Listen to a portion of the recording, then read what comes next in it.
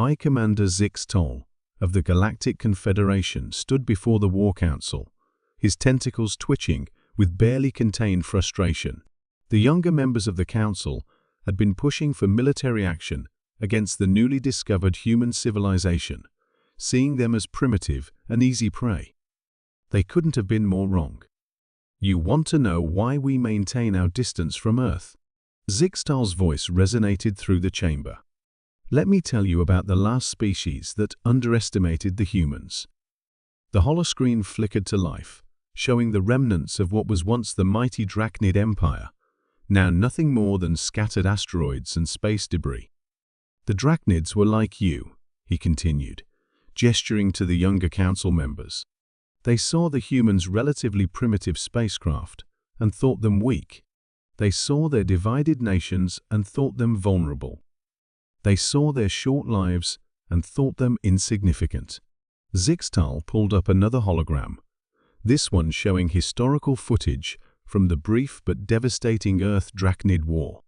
What the Drachnids failed to understand was that humans don't fight like any other species in the galaxy. While we wage war with careful strategies and calculated moves, humans— He paused, his upper eyes blinking rapidly.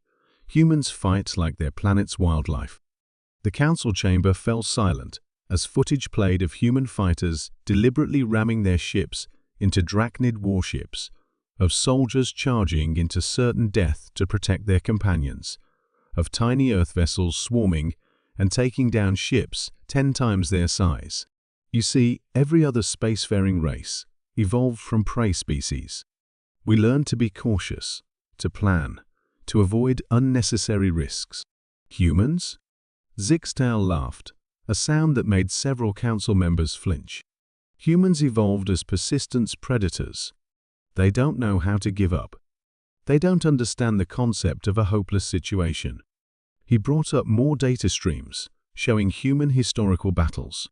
In their brief history, humans have fought wars in freezing conditions that would kill most species, in deserts that would desiccate our bodies, in oceans deep enough to crush our vessels.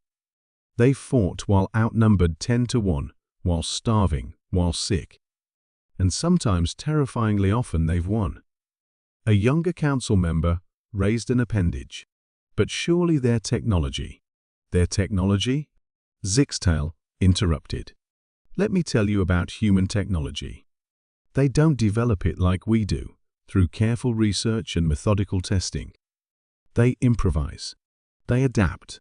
They take existing technology and use it in ways its creators never imagined. During the Drachnid War, they turned their primitive mining lasers into weapons that could crack capital ships. They modified their cargo vessels into makeshift carriers. They even weaponized their planet's primitive communication networks to crash Drachnid navigation systems." The commander pulled up one final hologram, showing the current state of Earth's defenses.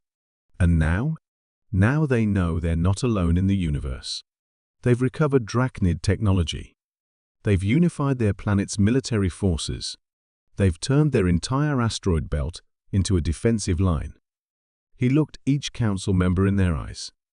"But do you want to know the real reason we don't fight humans?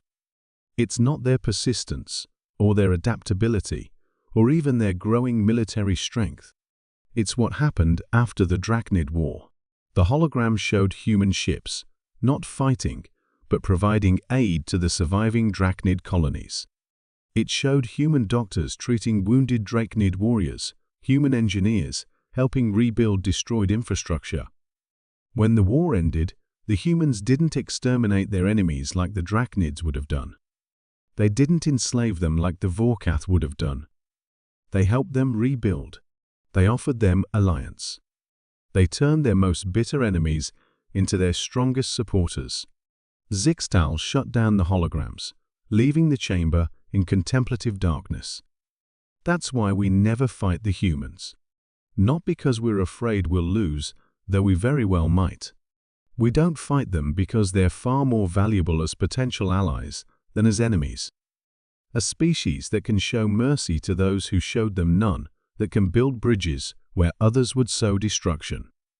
That is a species that might just help us all become better than we are. The council chamber remained silent for a long moment before the High Commander spoke again. So, shall we vote on that proposal for military action against Earth? One by one, the council members withdrew their support for the invasion. As they filed out of the chamber, Zixtal allowed himself a small smile. He'd seen firsthand what humans could do in war, but more importantly, he'd seen what they could do in peace. And he knew that someday, when the Confederation was ready, they would reach out to Earth not with weapons, but with open arms. Because sometimes, the most powerful force in the universe isn't the ability to win a war, it's the wisdom to avoid one altogether.